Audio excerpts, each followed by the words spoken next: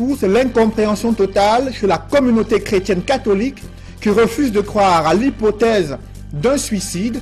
À suivre dans ce journal des enquêtes et témoignages édifiants réalisés à Bafia, Douala et Yaoundé, mettant en lumière la face cachée d'une affaire rocambolesque. Des artistes musiciens qui peinent à s'entendre et à accorder le violon autour de la gestion et la création d'une nouvelle société de droits d'auteur. D'autres qui se sont mobilisés à Douala peinent à convaincre leurs collègues artistes musiciens pour se retrouver autour de la création d'une nouvelle société de gestion collective du droit d'auteur. Quels sont les arguments qui sont présentés dans le milieu des artistes? On en parle dans ce journal.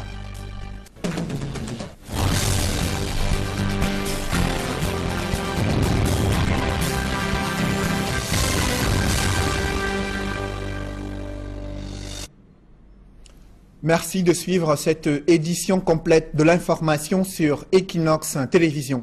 Des larmes et des prières d'une communauté chrétienne n'ont pas dissipé les zones d'ombre autour de la disparition de l'évêque de Bafia, plus de 24 heures après la découverte de sa voiture sur le pont des Bebda. Des fouilles ont été menées dans les eaux, les populations riveraines ont été appelées en renfort, même les autorités traditionnelles ont effectué des rites, mais aucun corps n'a été retrouvé jusqu'à cette heure. Nous vous donnerons les derniers développements de Bafia au cours de ce journal, mais avant, la réaction du clergé de l'Église catholique qui refuse de croire à l'hypothèse d'un suicide. Monseigneur Samuel Keda, président de la conférence épiscopale nationale du Cameroun, évoque qu'il n'y a aucun lien entre la disparition d'un prêtre il y a quelques jours à Bafia et cette nouvelle disparition de l'évêque de Bafia. Des précisions dans ce reportage signé Donald Brice Kamgan. C'est un calme expressif qui règne ce matin à la cathédrale Saint-Pierre et Paul de Douala. Dans l'enceinte, quelques fidèles vont et viennent. Mais dans cette sérénité apparente, il y a dans tous les esprits la disparition mardi soir de l'évêque de Bafia, Monseigneur Jean-Marie Benoît Mbala. Pris d'assaut par la presse, le maître des lieux et président de la conférence épiscopale nationale fait son apparition. Interrogé sur les apparences de l'homme lors de ses dernières apparitions publiques, Monseigneur Samuel Keda répond. Lors de notre dernière rencontre en avril dernier, tout était normal et même les évêques de la conférence ecclésiastique de Yaoundé se préparaient même à aller se rencontrer, à faire organiser leur rencontre chez lui. Mais on ne sentait rien d'anormal dans son attitude. La disparition de Monseigneur Jean-Marie Benoît Mbala intervient quelques semaines seulement après que le recteur du petit séminaire de Bafia a été retrouvé mort dans sa chambre. Peut-on établir des liens entre les deux faits? Je crois que pour le moment, je dirais qu'il n'y a jusqu'à présent, selon les informations que j'ai reçues, on ne peut pas établir de lien entre la mort de ce prêtre et la disparition de Monseigneur Jean-Marie Bala. À propos du message « Je suis dans l'eau » retrouvé dans le véhicule du prélat, Monseigneur Samuel Keda confie qu'il n'est pas certain que le disparu soit l'auteur de la lettre. Ah, je suis dans l'eau. Reste à savoir d'où vient ce message. Qui l'a écrit? Est-ce que c'est lui? Est-ce que ce n'est pas lui? Ça reste à... Il faudrait maintenant apporter de la lumière sur ce qui, sur les éléments qui peuvent nous éclairer sur ce qui s'est réellement passé. Je suis dans l'eau. Bah, c'est facile à dire, mais est-ce que c'est lui qui a écrit ou c'est une autre personne? Faut attendre. Le prélat invite les fidèles chrétiens à prier dans l'attente du dénouement de cette affaire et elle a commencé cette prière pour les chrétiens. Plus de 24 heures après la disparition de l'évêque de Bafia, le clergé catholique est sous le choc, confus et consterné. Les autorités religieuses frappent à la porte du nonce apostolique à Yaoundé pour trouver des réponses à cette terrible nouvelle. Malgré les voix insondables du Seigneur, le représentant du pape détiendrait la clé du mystère. Des correspondances de Monseigneur Jean-Marie Benoît Bala adressées au pape bien avant sa disparition. L'information n'est pas confirmée, mais nos reporters Joël Esseng et Marcelin Gansop ont tenté de rassembler les pièces du puzzle dans cette affaire rocambolesque. Reportage. Nous sommes sur les hauteurs du Mont Fébé à Yaoundé. Derrière nous se trouvent les bâtiments abritant l'annonciature apostolique. Malgré nos nombreuses tentatives, nous n'avons pas pu avoir accès à ces bâtiments.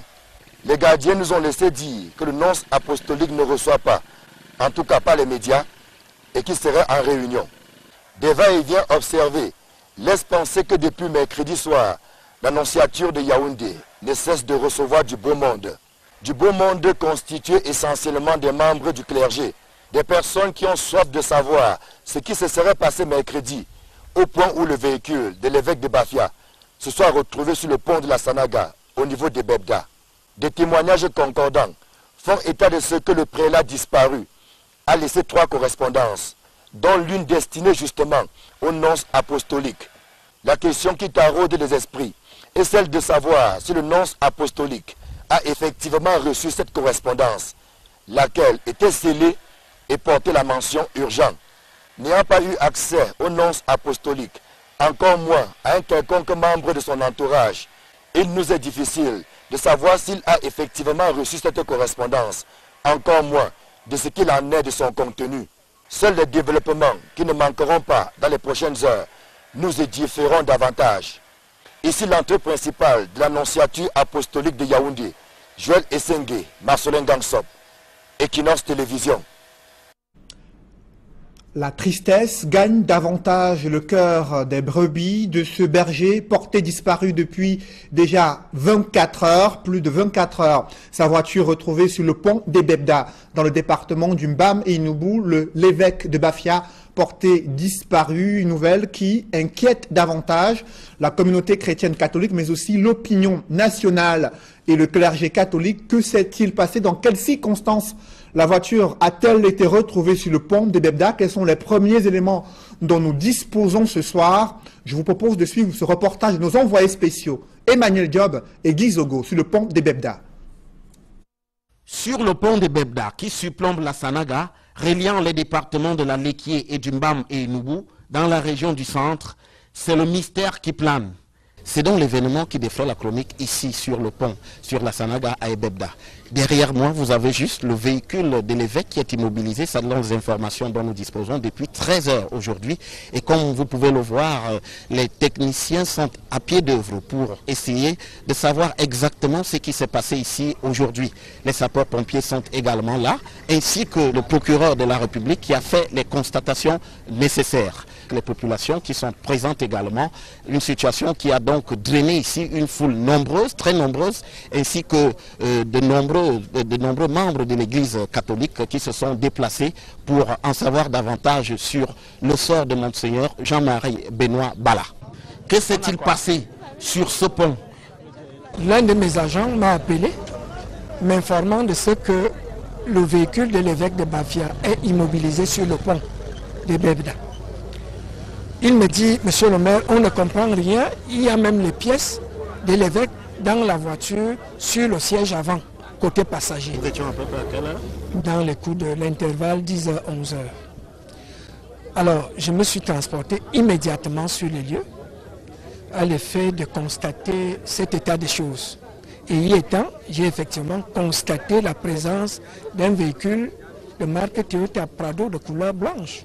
Et à l'intérieur, les pièces personnelles de l'évêque de Bafia, sa carte nationale d'identité, son permis de conduire, le dossier du véhicule, un mouchoir blanc à côté et, n'est-ce pas, un papier en tête. Sur ce papier-là, une seule phrase, « Je suis dans l'eau ». En bas, la signature. À 13h, j'étais dans mon bureau à Bokito. Et comme une traînée, on a appris que le véhicule d'évêque est retrouvé au niveau du pont des Bebda. Les soupçons, on a commencé à croire aux soupçons que l'évêque peut-être a eu un problème. Tout de suite, nous nous sommes déportés au niveau du pont avec le préfet et le sous-préfet. Le gouverneur est arrivé et il nous a demandé, étant maire de Séan, de rester sur place. Au-delà, il est fait état de ce que l'évêque du diocèse de Bafia était apparu préoccupé ces derniers jours. Nous nous sommes rencontrés la semaine passée lors de l'enterrement d'un de nos confrères, le recteur du petit séminaire, l'abbé Armel Collins Ndjama, qui a été enterré il y a 8 jours exactement. Et alors, dans quel état d'esprit vous a parlé? Vous l'avez vu ces derniers jours? Oui, c'est vrai quand même que c'est un décès qui nous a tous bouleversés au niveau du diocèse. Hein. Et lui-même est apparu abattu et fatigué. Ça, moi, c'est ce que j'ai perçu dans la personne de Monseigneur. Mais d'habitude, c'est comme ça qu'il apparaît. Mais cette fois-là, j'ai quand même remarqué qu'il était très abattu. Tout au long de la journée, autorités administratives, judiciaires et populations ont scruté l'eau de la Sanaga en vain.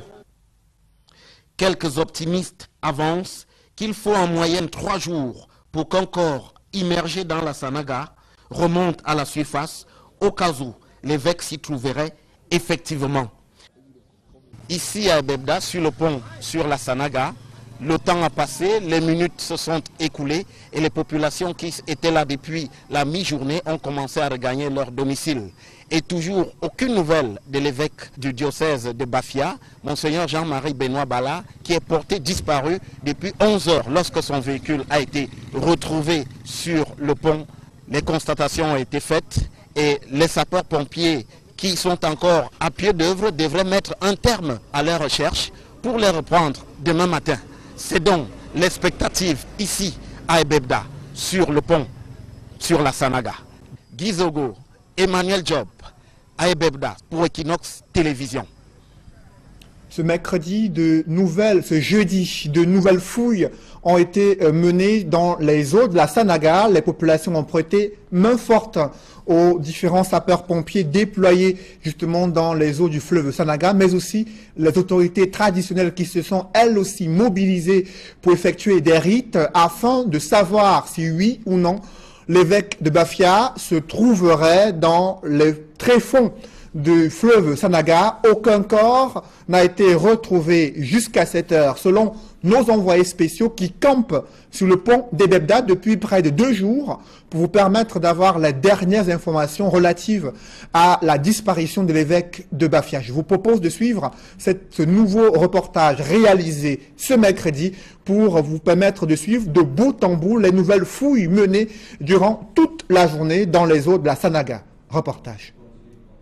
Je vous parlais donc de ce reportage réalisé donc par nos envoyés spéciaux sur le pont d'Ebebda. Les larmes et les prières de la communauté chrétienne du diocèse de Bafia n'ont pas permis jusqu'ici de pouvoir retrouver le corps de l'évêque de Bafia. L'on va vous permettre de suivre ce reportage signé Emmanuel Diop et Guy Zogo. Nous y reviendrons au cours de nos prochaines éditions. Parlons à présent de l'université de Douala qui brandit son titre foncier pour tenter de décourager les populations qui revendiquent justement des indemnisations relatives à l'expropriation forcée survenue lors de l'extension de l'université de Douala, notamment vers PK17 à Lorbessou, où sont construites les facultés de médecine et de génie industriel. Reportage Mitterrandam et Donald Anouzwa. L'université de Douala tente d'étouffer la controverse autour de l'indemnisation des populations déguerpies à Lorbessou entre PK14 et PK17. Le recteur François-Xavier Etoile, au cours de la cérémonie d'inauguration du campus de Lorbessou, a fait savoir que l'institution dont il a la charge est désormais en possession d'un titre foncier sur ce site de 132 hectares grâce au soutien des chefs traditionnels. En tant que chef traditionnel du village de Lorbessou, nous sommes des autochtones. Le site n'a pas de problème avec les autochtones. Tout ce qui revendique, soi-disant pionniers, on ne sait pas comment ils ont fait pour occuper ce site. Donc ils n'ont aucun droit d'être indemnisés. Donc ce dossier est au bureau du recteur de l'université de Douala. Nous avons fait des réunions et ils sont venus avec les avocats. Et vers la fin, le recteur a dit qu'il peut voir dans le cadre social. Mais ça veut dire que ce n'est pas dans le cadre du droit. Bon, c'est là où on en est pour le moment. Le campus de Lorbessou, ainsi inauguré, abrite la faculté de médecine et sciences pharmaceutiques d'une capacité de 10 940 places et la faculté de génie industriel qui a 18 088 places. Les formations reçues ici pourraient, dans la mesure du possible, combler les vides dans divers secteurs d'activité. Ce n'est pas terminé. Nous sommes en plein mouvement. Nous sommes dans une dynamique de maximisation des infrastructures académiques et professionnelles des universités d'État en général et de l'université de Douala en particulier. Ici, le gouvernement de la République a mis 17 milliards pour la fac de médecine, de sciences pharmaceutiques et pour la faculté de génie industriel. Et à terme, il y aura 50 milliards de francs CFA pour finaliser tout ce qui se fait ici à Logbossou. Au-delà de ces bâtiments flambant neufs, le campus de Logbossou, qui accueille les étudiants depuis 2006, est dépourvu de cités universitaires, de restaurants et d'infrastructures sportives. Ce temple du savoir est jusqu'ici relié au reste de la ville par une route jonchée de nids de poules. Je vous propose de revenir sur le fait majeur de cette semaine, le mystère qui reste entier autour de la disparition de l'évêque de Bafia. Et ce jeudi, c'était une nouvelle journée de fouilles dans les eaux du fleuve Sanaga. Parlons à présent de ce potentiel agricole dont dispose le Cameroun, mais qui est encore sous-exploité. Le Cameroun qui est confronté à un déficit structurel dans plusieurs branches d'activité. C'est ce qui ressort des réflexions engagées lors de la deuxième rencontre du Club Afrique Développement qui s'est tenue à Douala en présence de plusieurs opérateurs économiques venus de l'Afrique du Nord, de l'Afrique de l'Ouest et de l'Afrique centrale pour évoquer des réflexions autour de l'agro-industrie, le potentiel et la contribution de ce secteur d'activité dans le développement économique du Cameroun, en présence du ministre du Commerce, Luc Magloire Mbarga Atangana, qui a vanté les opportunités existantes dans le secteur agro-industriel au Cameroun, invitant les différents investisseurs et opérateurs économiques étrangers et nationaux à saisir les opportunités offertes par le Cameroun, une terre d'attractivité selon le ministre du Commerce. Je vous propose à présent de suivre Luc Magloire Mbarga Atangana, ministre du Commerce. Je déclare ouvert les travaux de la deuxième rencontre du club Afrique Développement. On investit, c'est parce qu'on vise un marché. Le Cameroun est l'un des rares pays dans la sous-région de par son approche partenariale en termes de politique. Le Cameroun est l'un des rares pays à disposer d'un marché intérieur. J'appelle cela le marché intérieur. Marché intérieur, pourquoi? Parce que c'est un marché où vous accédez, j'allais dire, toutes portes ouvertes, sans entrave, sans restrictions quantitatives, sans obstacles tarifaires et douaniers. C'est le marché, en premier lieu, de la sous-région de l'Afrique centrale, le marché de la communauté économique des États de l'Afrique centrale. Nous sommes 150 millions. Vous l'avez suivi, le ministre du Commerce, Luc Magloire Mbarga Atangana. Autre question qui taraude l'esprit de l'opinion nationale. Où est passée la loi anti-tabac? Des indiscrétions confirment l'existence d'un tel projet de loi depuis de nombreuses années. Mais les pouvoirs publics traînent les pieds pour déposer ces textes au Parlement. Pendant ce temps, le tabac continue de faire des ravages et les stratégies gouvernementales demeurent inefficaces pour lutter contre ce fléau qui gangrène le milieu des jeunes au Cameroun. Reportage, Marcelin Gansop. Sur cette image, on voit un élève du lycée de Chinga qui ne se fait pas prier pour fumer une cigarette à quelques pas de l'entrée de son établissement. Une enquête réalisée par la coalition camerounaise contre le tabac montre des kiosques de vente de cigarettes situés à proximité des établissements scolaires. Sans compter que dans nos villes, les fumeurs dictent leurs lois aux non-fumeurs. Dans les restaurants, espaces publics et autres véhicules de transport en commun, c'est la loi du fumeur qui prime. Autant de pratiques qui auraient pu disparaître ou tout au moins connaître un frein si le Cameroun s'était doté d'une loi anti-tabac. Il n'en est malheureusement rien, et ce en dépit des appels qui se multiplient dans ce sens, aussi bien au niveau national que continental. Que l'État fasse un peu plus d'efforts en garantissant davantage un environnement sain, en prenant des lois, en prenant des décrets, des arrêtés pour permettre véritablement que ces enfants soient dans un milieu sain autour de leurs écoles. Au-delà de l'école, que les enfants ne soient pas exposés à la commercialisation et à la vente du tabac n'importe où au Cameroun. Quelques circulaires ont été prises interdisant l'usage du tabac dans certaines administrations. Mais cela est insuffisant au regard de la montée en puissance du tabagisme, notamment en milieu jeune au Cameroun. Une loi anti-tabac a pourtant été élaborée, mais des informations puisées à bonne source font état de ce qu'elle dort dans les tiroirs de la présidence de la République. La coalition camerounaise contre le tabac ne désespère pas de la voir un jour atterrir sur la table des députés et sénateurs. Au niveau de l'Assemblée, ils ont pleinement adhéré, puisqu'ils ont même créé un réseau anti-tabac, le réseau Oxygène. Au niveau des sénateurs, il y en a qui agissent déjà individuellement, et puis même au niveau de la haute administration, nous savons que les gens sont prêts pour que cette loi arrive. C'est peut-être qu'il faut laisser un peu de temps à l'administration d'évoluer. En attendant, la coalition camerounaise contre le tabac et les autres acteurs de lutte contre le tabagisme se contentent de faire des plaidoyers et des campagnes de sensibilisation des populations sur les dangers liés à la consommation du tabac. L'enquête sur le tabagisme révèle que 1 100 000 Camerounais sont usagers du tabac. 6 720 000 personnes sont exposées à la fumée du tabac et courent le même risque que le fumeur. La déforestation préoccupe les communautés villageoises dans le département de la Menoie. Elles ont entrepris des opérations de reboisement. Reportage Leclerc Sakem et Julingue Nyondé.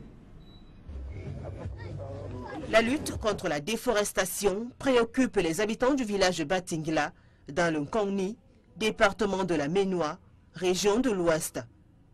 Conscients des effets néfastes de ce phénomène sur le climat et la qualité des récoltes agricoles, les élites et populations de cette localité ont décidé de tordre le cou à ce fléau en plantant des arbres. Fils et filles, parents et enfants ont tous été conviés à cette journée de sensibilisation. On demande aux populations d'entretenir ces arbres, aux écoles qui ont planté de savoir entretenir leurs carrés, pour que les tronçons, la compétition sur les tronçons verdoyants soit vraiment un concours intéressant. Cette action entre aussi dans la lutte contre la sécheresse. Nous savons qu'aujourd'hui, même à l'heure actuelle, quand vous passez, vous voyez que dans le village, le maïs, tout ce qu'on a semé souffre de la sécheresse. Et il faudrait lutter contre la sécheresse. Le projet, salué par les riverains, est très instructif pour les tout-petits. J'ai planté l'arbre pour que ça donne de l'air à août et que ça et pour que mon village soit beau et les routes soient aussi belles. Les autorités traditionnelles ont émis le vœu de voir les 17 quartiers que compte le village de Batingla s'engager dans ce type d'initiative.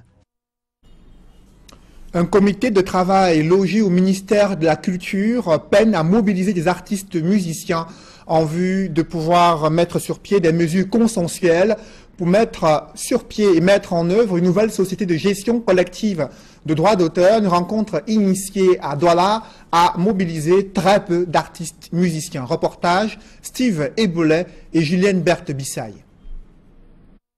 Dans l'attente sans suite de la création d'une nouvelle société de droits d'auteur depuis 4 ans, les artistes musiciens semblent aussi se lasser des multiples réunions visant à réfléchir sur les fondements d'une nouvelle structure. Cette salle quasiment vide au quartier Bali à Douala pourrait confirmer ce désintérêt. Sous la houlette de Marc Kombela, les artistes devaient s'y réunir pour faire des propositions des mesures consensuelles en vue de la mise en place d'un organisme de gestion collective des droits d'auteur pour l'art musical. Ce que nous avons fait ce matin, c'est d'expliquer les travaux de la plateforme que je dirige et laquelle plateforme a été mise en place par le ministre des Arts et de la Culture, plateforme composée d'environ une trentaine d'artistes et dont la mission consiste à aller vers la mise en place d'un nouvel organisme de gestion collective de droits d'auteur dans l'art musical.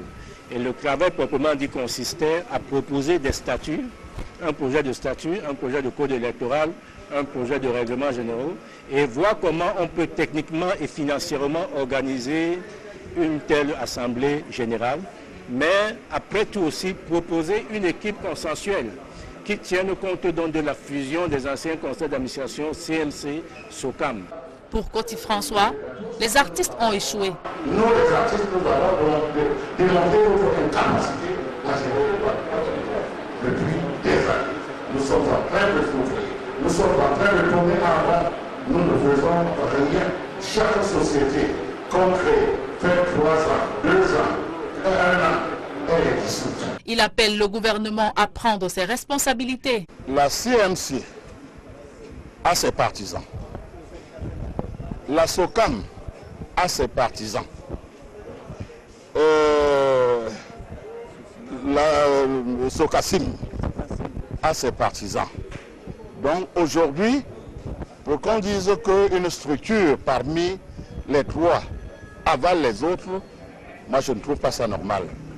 Je crois que pour éviter le désordre, pour le boycott des uns et des autres, l'État doit prendre la décision de dissoudre toutes les trois sociétés et créer une seule pour faire vivre le droit d'auteur dans notre pays. Les artistes musiciens camerounais ont hâte de voir dans les jours à venir les fruits de cette réunion.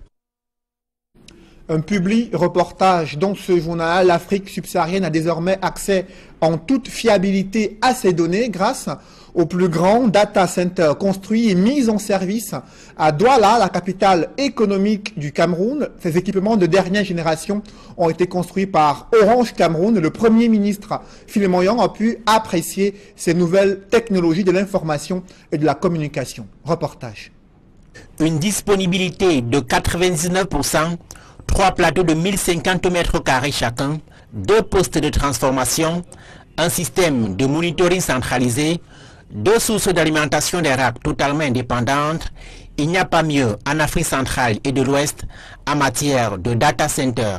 Dans un monde en pleine mutation, Orange Cameroun s'offre ainsi qu'aux États, sociétés publiques et privées et autres organisations un équipement fiable et sécurisé pour une disponibilité permanente de leurs données. Et parce que l'avenir des télécommunications réside dans la data, Orange Cameroun vient ainsi de marquer en majuscule sa volonté de contribuer à la digitalisation du Cameroun, confirme Elisabeth Medou-Badang, la directrice générale. En inaugurant cet équipement, au moment où le Cameroun met en œuvre sa stratégie nationale de développement de l'économie numérique, l'opérateur majeur de la téléphonie mobile au Cameroun répond à un besoin crucial de cette ambition, celui de l'infrastructure adéquate. Avec une infrastructure comme celle-ci, on peut héberger les applications. Alors, vous savez que dans le numérique, vous pouvez programmer, il vous faut des serveurs. Nous avons visité et même des autres opérateurs internationaux qui ont intérêt à venir héberger leurs applications au Cameroun. Et cela permettra aux Camerounais d'avoir accès à des données internationales. Les pouvoirs publics qui accompagnent sans réserve cet investissement privé se sont mobilisés autour du Premier ministre-chef du gouvernement pour donner leur onction à cette initiative. Le déplacement du président directeur général d'Orange pour l'Afrique et le Moyen-Orient est un signal net quant au positionnement stratégique de la société. Il faut expliquer à vos auditeurs, à vos téléspectateurs qu'un data center c'est quelque chose de très important. C'est là que sont entreposées les données qui permettent effectivement d'apporter des nouveaux services, d'apporter des nouveaux usages et qui accompagnent la révolution numérique. Donc c'est une infrastructure très importante, très coûteuse et qui seront forcément en nombre très limité. Les employés d'Orange Cameroun qui devront également se servir de la nouvelle technologie acquise le feront dans un cadre hautement confortable et sécurisé. L'entreprise se dote d'un complexe en plein cœur du quartier Makepe. Il comprend un bâtiment siège de R+5, un bâtiment technique R+2 et des annexes. Une embellie certaine pour la capitale économique. Douala est en train de s'étendre et va s'étendre de la bonne manière, de façon à ce qu'il y ait un développement harmonieux et durable.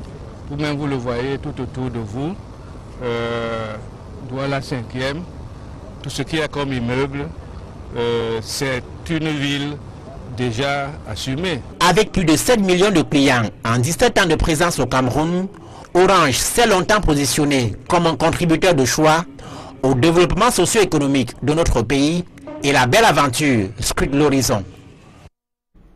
Parlons à présent d'un centre de formation professionnelle, New Fashion Academy, qui vient de mettre à la disposition du marché de la mode et du textile des étudiants adaptés à faire valoir leur savoir en matière de mode, de textile et d'industrie d'habillement. Reportage. Du chic, du glamour, de la mode, le tout dans une ambiance très détendue.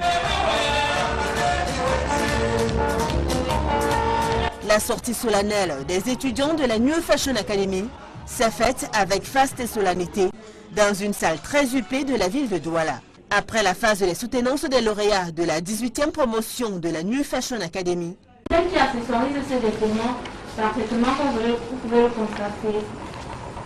Elle est brillante, elle est soigneuse, ça nous donne un éclat vraiment agréable. Le fait qu'elle se balance, ça montre que la femme africaine n'est pas celle qui va rester sur place.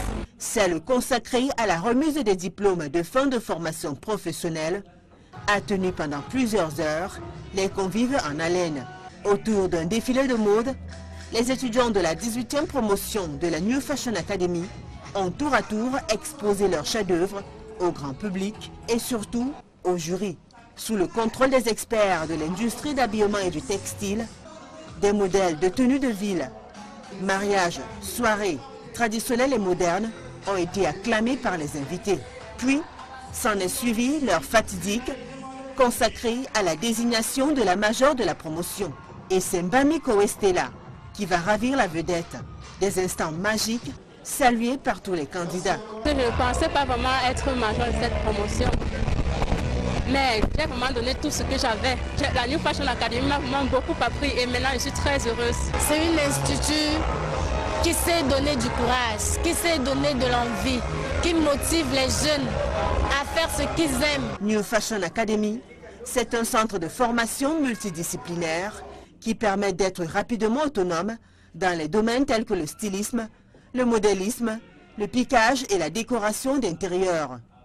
Représenté dans 5 pays d'Afrique, à savoir le Burkina Faso, le Tchad, le Gabon, le Nigeria et le Cameroun, New Fashion Academy jouit d'une notoriété internationale reconnue par la plupart des invités conviés à cette soirée de gala. Je n'hésiterai pas une seule minute à envoyer mon enfant, fût-ce un garçon ou une fille. Après ce que j'ai vu ce soir, on voit que les enfants sont formés sur le plan professionnel et même sur le plan moral.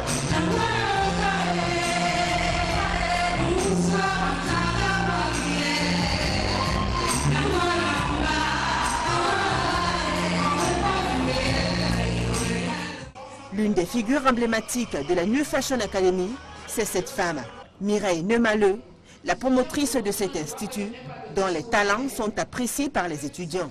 Il faudrait déjà remercier l'effort des grandes personnes comme Madame Nemaleux, qui jusqu'à aujourd'hui prend toujours la responsabilité, la charge de former des jeunes Camerounais. C'était trop superbe. En fait, à la New Fashion, c'est pas seulement une école, mais c'est aussi une famille. Reconnue comme l'un des centres de formation les plus réputés au Cameroun, la New Fashion Academy continue à faire face à la passion et à la persévérance de sa fondatrice, à former de nombreux Camerounais. Quand on a atteint son objectif, on ne peut être que content parce que mettre sur le marché des filles qui sont capables de faire des belles tenues, c'est le plus important pour moi. Et je sais que ces filles-là, elles vont s'assumer tout simplement parce qu'ils auront un métier noble. Et j'invite tous les jeunes qui sont talentueux de venir à New Fashion Academy. Ils vont trouver vraiment de quoi s'inspirer et surtout développer leur savoir. New Fashion Academy, c'est une formation classique, le perfectionnement, l'alternance en décoration pour tout public. New Fashion Academy, c'est 40 ans au service de la mode africaine. Je vous rappelle l'information majeure de cette semaine, la tristesse qui gagne davantage le cœur des brebis du berger porté disparu dans le diocèse de Bafia. Aucune prière d'intercession n'a percé à jour le mystère autour de la disparition de Monseigneur Jean-Marie Benoît Bala, plus de 48 heures après son départ brusque dans la nuit de mardi de son diocèse. Seule sa voiture a été retrouvée sur le pont des Bebda et avec un mot qui a laissé penser dans un premier temps qu'il se serait jeté dans les eaux de la Sanaga. Du coup, les fouilles se sont intensifiées depuis plus de 24 heures. Même les autorités traditionnelles ont effectué des rites, mais aucun corps n'a été retrouvé jusqu'à ce soir, selon les informations de nos envoyés spéciaux déployés sur le pont des Bebda depuis près de 24 heures pour vous permettre de vivre minute par minute l'évolution de cette terrible nouvelle. qui a enfin débranlé le clergé catholique. L'évêque de Bafia porté disparu. Comment se sont déroulées les fouilles durant cette journée de jeudi? On voit tout cela dans ce grand reportage signé Emmanuel Diop et Guy Zogo, envoyés spéciaux à Bafia. C'est une journée en plusieurs actes qu'on a vécu à Ebebda et Bafia au lendemain de la disparition de l'évêque du diocèse de Bafia, Monseigneur Jean-Marie Benoît Bala. Sur le pont sur la Sanaga à Ebebda, comme vous pouvez le constater, la circulation a repris ses droits. On est loin de l'affluence d'hier, qui a été marquée notamment par une occupation pendant de longues heures du pont par les populations qui espéraient avoir des informations sur la disparition de Monseigneur Jean-Marie Benoît Bala. Les sapeurs-pompiers sont encore à pied d'œuvre, la Marine nationale s'est ajoutée à eux et naturellement les autorités administratives mettent également les bouchées doubles pour tirer définitivement cette affaire au clair. Une petite lueur d'optimisme pointe pourtant son nez. Ce matin de passage au niveau du pont, j'ai aperçu le chef traditionnel dans sa pirogue. Il était seul dans sa pirogue. Et moi, j'ai fait des amusements en lui disant que un pour tous, tous pour un. J'ai dit que c'est comment? Il dit que nous sommes trop en colère. On ne voit pas notre évêque. Mais moi, j'ai fait mes traditions ce matin. J'ai constaté qu'on va retrouver le corps de l'évêque. C'est de l'autre côté droit. C'est du côté du Mbam qu'on va retrouver le corps de l'évêque. À une soixantaine de kilomètres plus loin, à Bafia, où résidait l'évêque, c'est la stupéfaction parmi les populations. En tant que chrétien, c'est vraiment la consternation. Vous savez, quelle que soit la congrégation dans laquelle on puisse se trouver, lorsque un homme de Dieu disparaît de cette manière, vraiment c'est touchant. Ça nous fait mal, puisque c'était notre évêque de Bafia. En plus, même une comme moi, je suis catholique. Donc ça nous fait mal. Moi, ça m'a fait mal. Ça m'a fait mal pour sa disparition. Tout ça, c'est l'échec du Bafia.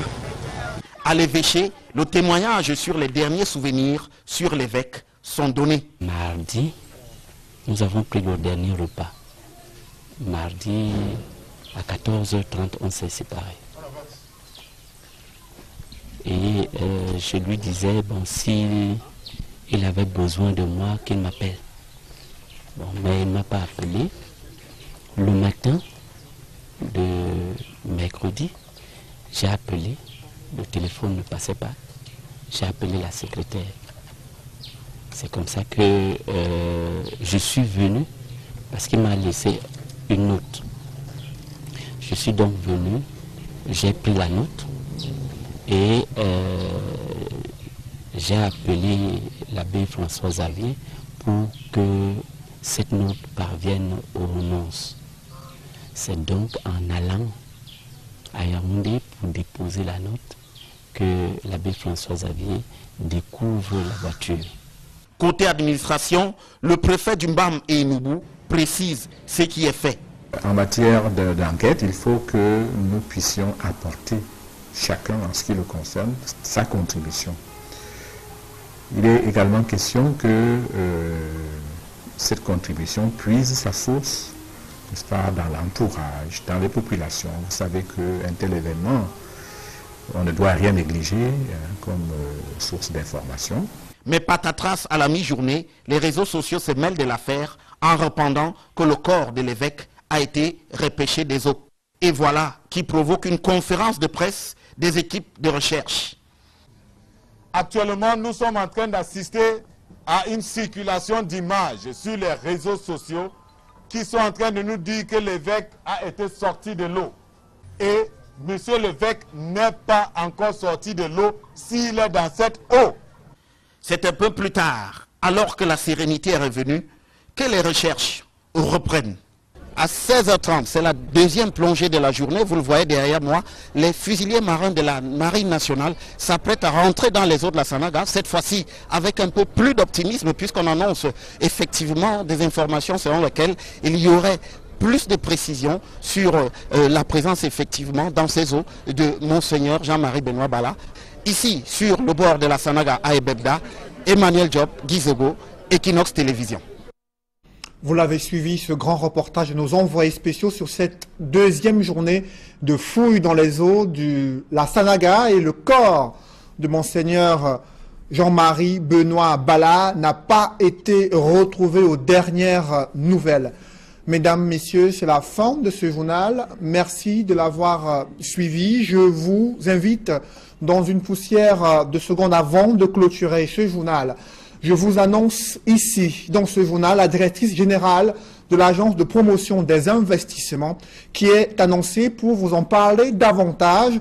Un an après la conférence économique internationale, combien d'investisseurs étrangers sont intervenus au Cameroun? Quelles sont les difficultés que rencontrent les investisseurs? Comment cette agence, l'API, peut-elle résoudre le problème des investissements au Cameroun? Je vous propose d'abord de suivre à nouveau et en images cette rencontre du Club Afrique Développement qui s'est déroulée ce matin au centre-ville de Douala, où le ministre du Commerce est venu justement assister à cette conférence qui est centrée autour de l'agro-industrie au Cameroun, son potentiel, mais aussi les opportunités existantes au Cameroun. Et de nombreux investisseurs ont déploré le fait que le gouvernement n'accompagne pas assez les investisseurs nationaux. Comment la directrice générale de l'API peut-elle répondre à ces préoccupations, elle qui est l'invitée ce soir?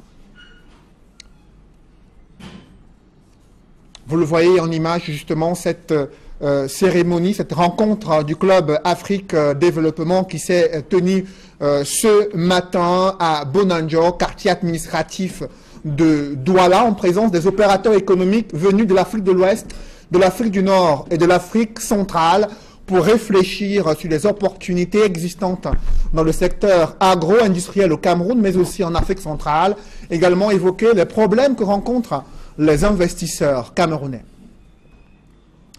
Dans une poussière de secondes, la deuxième partie consacrée à l'analyse des investissements au Cameroun, le rôle que joue le gouvernement et son agence de promotion des investissements au Cameroun. On en parle dans une poussière de secondes.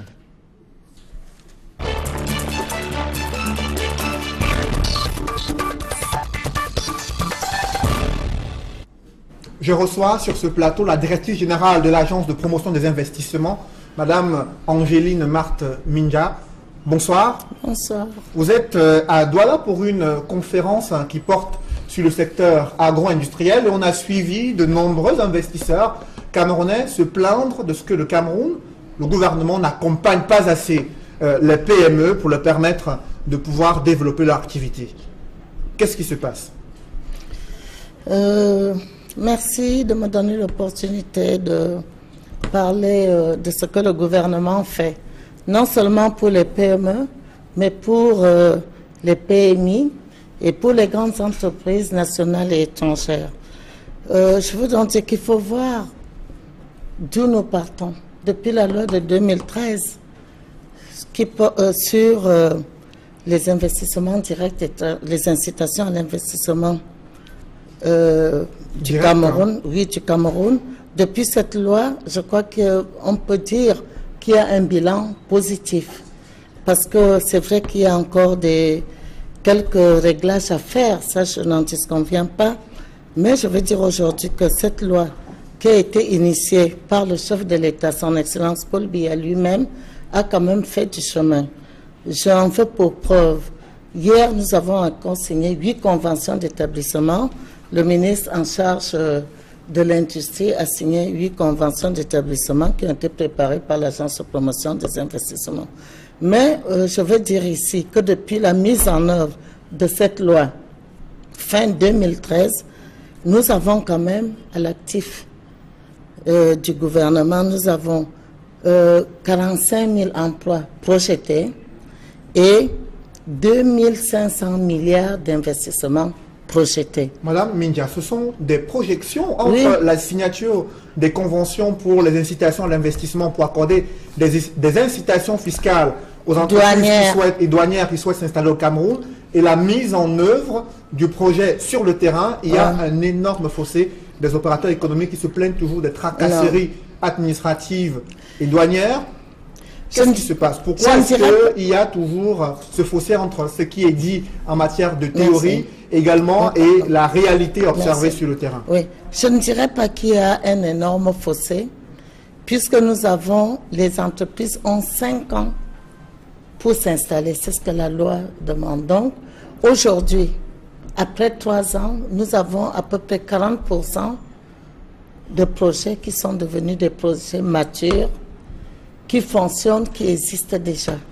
Les entreprises ont 5 ans, ça c'est important. Donc quand on parle d'investissement projeté, c'est-à-dire que la loi prévoit que l'entreprise puisse bénéficier pendant 15 ans de l'accompagnement de l'État, c'est-à-dire 5 ans pour son installation et 10 ans pour son exploitation, dont nous ne pouvons pas dire aujourd'hui que les choses ne vont pas. Et moi, je vous dis qu'on a fait une évaluation sur le terrain. Nous sommes à peu près à 40% d'entreprises qui se sont réellement installées. Parmi les promoteurs d'entreprises installées au Cameroun, il y en a qui se plaignent de ce que l'accès aux terres, puisqu'on évoque le secteur agro-industriel qui fait partie de l'un des piliers du plan industriel du Cameroun. Il y a le secteur agro-industriel et le problème d'accès aux terres, les incitations fiscales et douanières. Pourquoi n'ont-elles pas pris en compte cet aspect concernant la réforme agraire? Disons, dans la loi de 2013, on a effectivement pris en compte le secteur agro-industriel dont il est question aujourd'hui. Et ce secteur, évidemment, le problème de terre se pose avec acuité. Je suis d'accord avec vous. Mais je veux dire aujourd'hui qu'il y a eu des avancées. Pourquoi? Parce qu'au ministère au MINCAF, je veux dire... Ministère des Domaines et des Affaires foncières. Tout à fait. Il y a tout un programme qu'on appelle PAMOCA qui a été mis en place grâce à l'accompagnement de la BAD, la Banque africaine de développement, qui fait qu'aujourd'hui, d'ici quelques temps, nous allons avoir tous les terrains de l'État, le domaine privé de l'État et autres qui seront identifiés. Donc la tâche sera plus facile pour le gouvernement d'attribuer aux investisseurs les terrains. Et dans ce programme, l'API est impliquée. Nous sommes impliqués. Donc je crois que l'affaire, on sait que ça s'est passé au Zimbabwe, hein. Donc dans d'autres pays africains, les domaines de terre se posent avec acuité. Ce n'est pas quelque chose qui est propre au Cameroun. Mais je crois que, quelles que soient les difficultés, nous avons quand même des progrès qui ont été faits dans ce domaine. Nous avons des entreprises aujourd'hui qui bénéficient quand même de l'accompagnement de l'État pour avoir accès aux terres. Justement, Madame la directrice générale de l'Agence de promotion des investissements, vous étiez à la conférence économique internationale de Yaoundé en 2016 et les différents experts internationaux et opérateurs économiques venus de l'étranger ont recommandé au Cameroun de mettre sur pied des zones économiques spéciales où des entreprises pourraient s'installer, où il y aurait des incitations un peu plus importantes pour accélérer le développement économique de ces structures-là. Alors, le Gabon a fait un énorme pas avec la zone spéciale de Coq, alors qu'au Cameroun, on attend encore.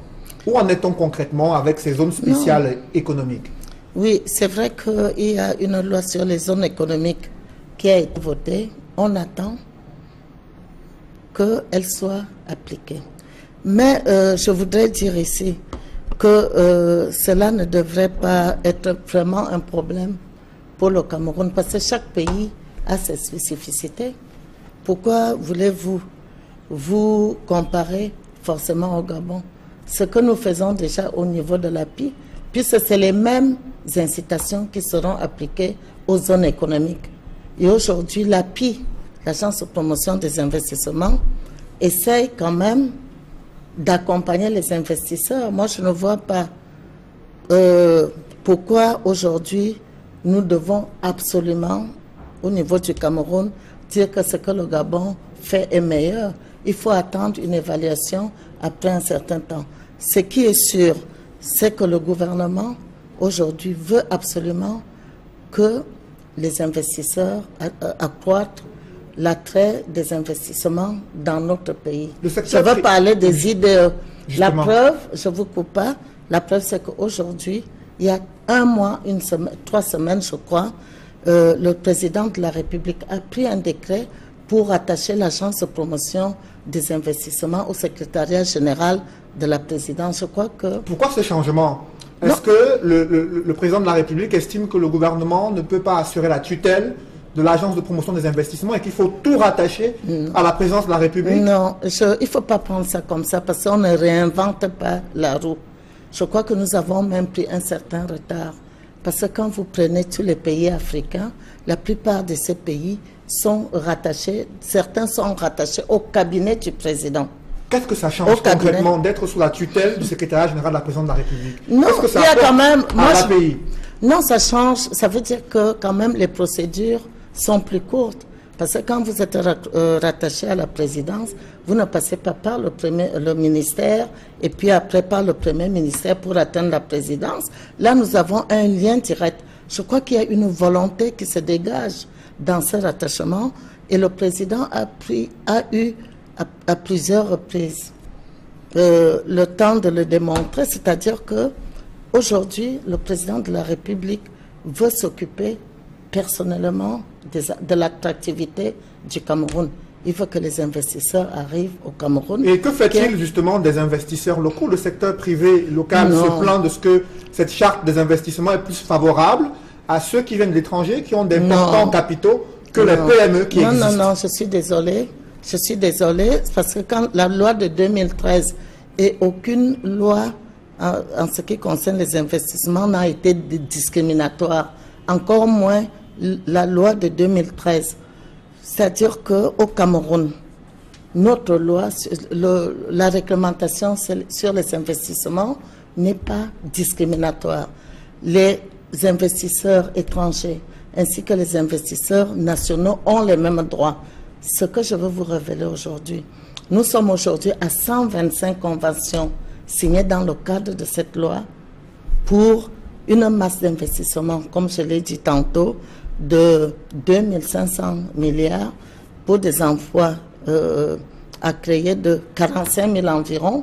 Mais la particularité du Cameroun par rapport aux autres pays africains, c'est que la plupart, c'est les investisseurs nationaux qui portent quand même les investissements dans ce pays.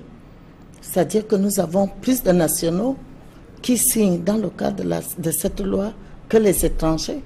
Donc nous avons un secteur privé qui est fort. Un secteur privé qui est fort parce que mais qui estime que mais vous avez des pays que je ne voudrais pas citer qui ont, estime que le secteur par exemple, public ne discute pas assez le secteur privé pour pouvoir construire le développement du pays. Non, mais je veux vous dire que nous avons un secteur, je reviens dessus, un secteur privé qui est fort.